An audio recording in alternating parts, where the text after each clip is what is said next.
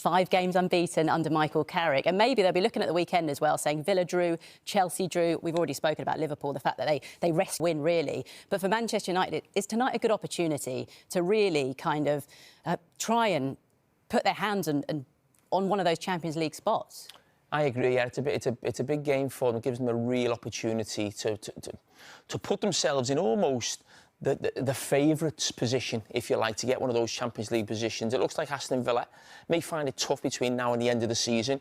You know, at the end of the season, they'll have European commitments as well. Just starting to look, you know, dropping points. I think they got a late winner last home game before, you know, the weekend. So I think they'll come closer to the pack. And actually, when I'm looking at it now, if Manchester United were to win tonight, which they've got a decent chance, Everton have got a really poor home record this season in the new stadium. So I think you'd be saying they were favourites, you know, to get that Champions League position. We know the top 2 will get there. And out of the runners and riders, I'd say, yeah, they're in a great position because there's no FA Cup games to come and there's no...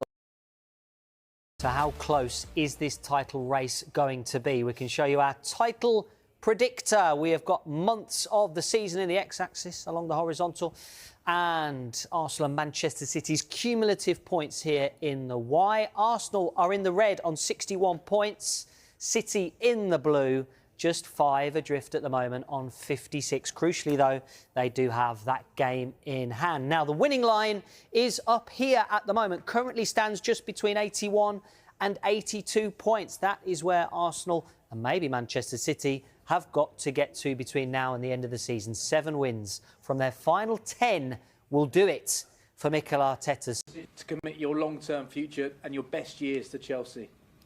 I mean, to be honest, it wasn't really much of a decision. You know, I come through at this club.